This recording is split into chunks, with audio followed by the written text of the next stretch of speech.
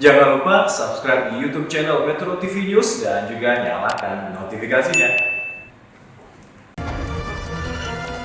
Pemirsa, banjirop masih menerjang kawasan pesisir Kota Semarang. Salah satu kawasan yang terdampak paling parah adalah Pelabuhan Tanjung Mas. Aktivitas bongkar muat lumpuh dan terpaksa dihentikan untuk sementara waktu menunggu air laut surut. Antrean kendaraan besar, truk kontainer pengangkut barang tidak bisa masuk ke area pelabuhan. Jalan menuju pelabuhan untuk sementara waktu ditutup lantaran ketinggian airop mencapai 1 meter. Kondisi ini membuat aktivitas bongkar muat baik di dermaga maupun terminal peti kemas di pelabuhan terhenti. Para sopir pun memilih memarkirkan kendaraan besar di sepanjang di jalur yang menuju ke arah pintu pelabuhan.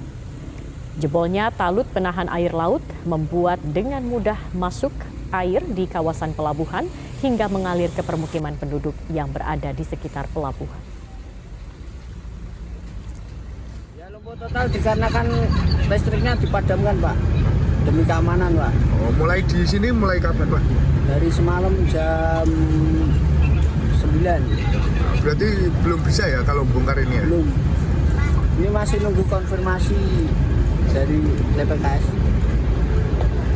Nah, Kalau lebih jelasnya itu, kalau lebih jelasnya itu kan armada LPKS itu.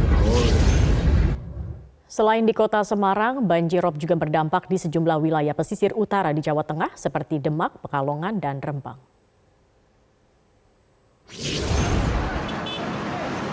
Banjirop nyaris melumpuhkan jalur Pantura Demak, Jawa Tengah, tepatnya di Desa Sidogemah, Kecamatan Sayung, Demak, atau di kilometer 11 hingga 12, terendam banjir cukup tinggi. Kedalaman air yang merendam jalan nasional yang menghubungkan Semarang, Kudus menuju Surabaya ini bervariasi mulai dari 20 hingga 50 cm. Akibatnya puluhan sepeda motor mogok dan arus lalu lintas macet panjang hingga 4 km. Selain di Jalan Pantura Sidogemah, banjirop juga merendam Jalan Pantura depan Pasar Sayung serta di Desa Sriwulan Demak. Untuk menghindari kemacetan panjang, sejumlah kendaraan kecil dialihkan melalui Jalan Genuk Semarang, Bulu Sari Sayung, dan Onggorawe. Banjirop dengan ketinggian air hingga 60 cm juga merendam sejumlah jalan utama dan perumahan di Kendal, Jawa Tengah.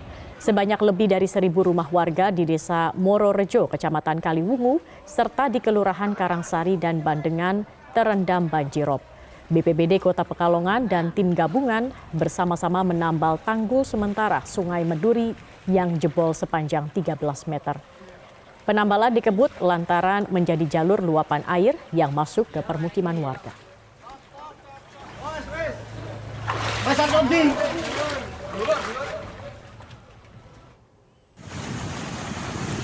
Sementara di Rembang, Jawa Tengah, puluhan rumah warga di Desa Gegunung, Kecamatan Rembang, rusak parah akibat dihantam gelombang tinggi lebih dari 4 meter di Laut Utara Jawa. Selain merusak rumah warga, gelombang tinggi dan banjirop juga menggenangi permukiman warga di Desa Kebongan Lor. BPBD setempat menyebut gelombang tinggi sudah terjadi dalam 3 hari terakhir.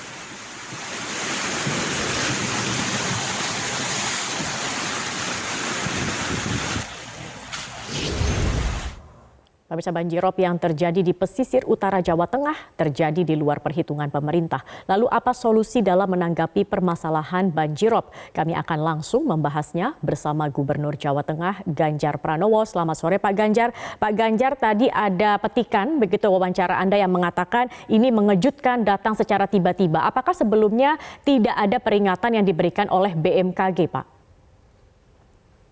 Ada. Jadi mengejutkan itu dalam konteks tidak setinggi yang kita bayangkan. 2 hari yang lalu ada rob tapi tidak setinggi ini. Dan yang kemarin memang tinggiannya itu sampai 2,1 meter.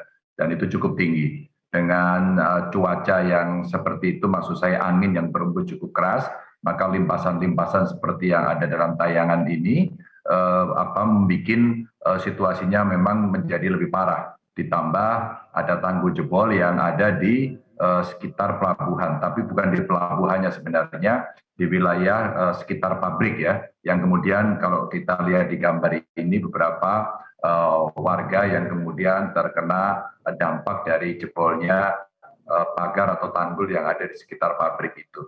Berarti artinya penyebabnya ini bukan hanya dari cuaca saja, tetapi memang ada karena tanggul yang membuat tinggi air begitu tinggi begitu ya Pak, merendam pelabuhan serta permukiman warga.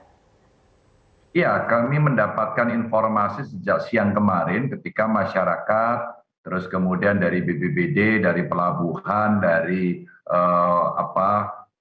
BMKG juga memberikan laporan-laporan dan kami mendapatkan video-video kiriman. Maka pada saat kemarin sore saya coba cek lapangan, saya nggak bisa masuk ke pelabuhan dan kemudian seluruh informasi coba saya tarik dan ternyata memang luar biasa. Jadi beberapa tanggul yang sudah dibuat dan ini cukup bisa menahan, ternyata gelombangnya jauh lebih tinggi dari tanggul itu. Dan ketika kemudian pagi tadi saya cek, setidaknya ada 2 titik yang saya lihat di Kebun Harjo. Tadi pagi warga menunjukkan ada kesalahan kita. Dalam arti ini kenapa yang dikasih sandbag di sebelah sini, harusnya yang di ujung dekat laut Pak. Karena kalau yang di ujung dekat laut itu hanya sekitar 6 meter saja itu ditutup sudah selesai Pak.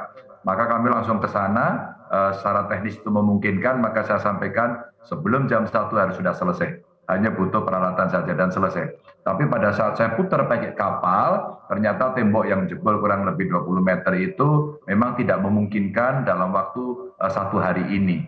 Maka tadi dikirim dengan segala kekuatan dengan Balai Besar Wilayah Sungai, dengan Pelindo gitu ya, dengan BPBD, Pemkot, semuanya kita gerakkan untuk menangani itu, tapi rasanya tidak selesai. Dan tadi informasi dari BMKG, Mbak, memang siang tadi ada peningkatan kenaikan muka laut ya, dan seperti kemarin peningkatannya, hanya sampai titik terakhir saya tadi masih cek apakah ketinggiannya di bawah yang kemarin atau sama atau di atas, sampai hari ini belum ada informasi. Rasanya sih di bawah yang kemarin. Itu yang di luar dugaan kita, setinggi itu gelombang yang ada. Baik, Pak Ganjar, mohon ditahan sebentar Pak, karena saya akan bergabung dulu bersama rekan Reda Pulpi. Kita akan melihat Pak bagaimana kondisi terkini di sana. Sudah ada Reda yang berada di wilayah Pelabuhan Tanjung Emas Semarang. Reda, seperti apa kondisinya saat ini? Apakah sudah terlihat begitu mulai surut air atau banjirop di sana? Iya, pada malam hari ini banjirop tampaknya belum surut. Jika kita bandingkan dengan siang dan sore tadi, justru air ini semakin tinggi. Saat ini saya berada di pintu pos 4 Pelabuhan Tanjung Mas Semarang, ketinggiannya sekitar 60 cm atau sudah mencapai paha orang dewasa. Kemudian juga dapat Anda lihat pemirsa bahwa arus tampaknya pada malam hari ini semakin deras dari arah dalam pelabuhan.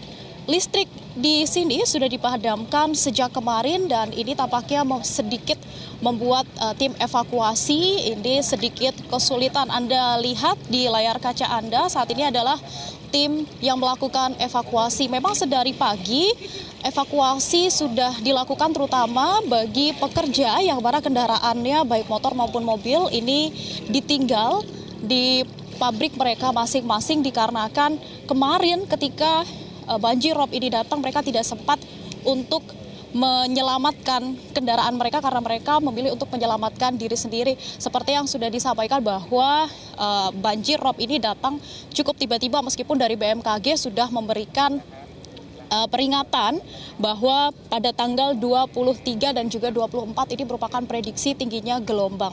Kemudian sejak pagi tadi memang ada ribuan pekerja yang sudah mulai mereka mencoba masuk ke dalam wilayah di Pelabuhan Tanjung Mas Semarang untuk menyelamatkan kendaraan mereka.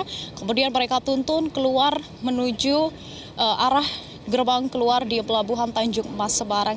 Tak hanya itu, bahkan warga pun yang berada di pemukiman di sekitar Pelabuhan Tanjung Mas Semarang pun juga kemarin sempat dievakuasi, terutama bagi mereka yang merupakan lansia dan juga anak-anak. Demikian.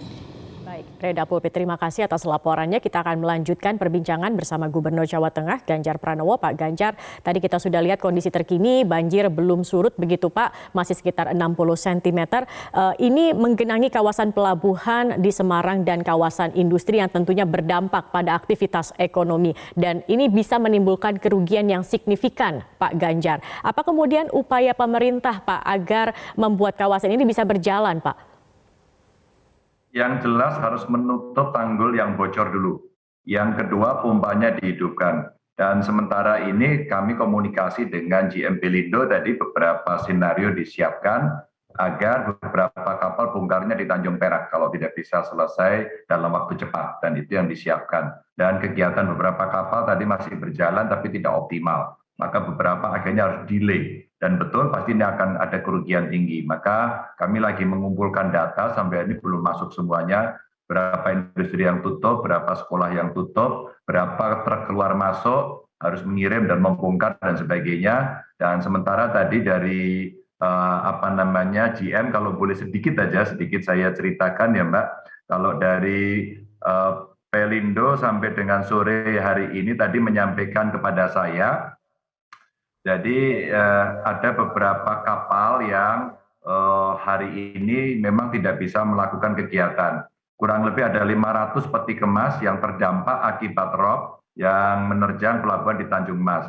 Dan jumlah ini kurang lebih 60% peti kemas ekspor dan 40%-nya peti kemas impor. Tapi detailnya ini kita lagi nunggu dari KPI dan Ginsi ya, ekspor dan impornya yang mereka akan mendata. Lalu kalau kita lihat dari keberangkatan kapal, terkait juga dengan keterlambatan yang ada, tadi ada kapal Dharma Rucita, ini ada 9 kedatangan pada tanggal 23 kemarin, terus kemudian ada rencana keberangkatan di tanggal 23 sore, dan ini realisasi keberangkatannya baru tadi, ya pukul 14. Ini artinya delay dalam beberapa jam. Lalu ada kapal Dharma Kartika 7 kedatangan tanggal 24, ini sekitar pukul 6, dan rencana keberangkatannya pukul 10, dan rencana keberangkatannya tertunda kurang lebih 24 jam, akhirnya harus berangkat besok. Ini beberapa contoh saja yang ada. Dan tadi terkait dengan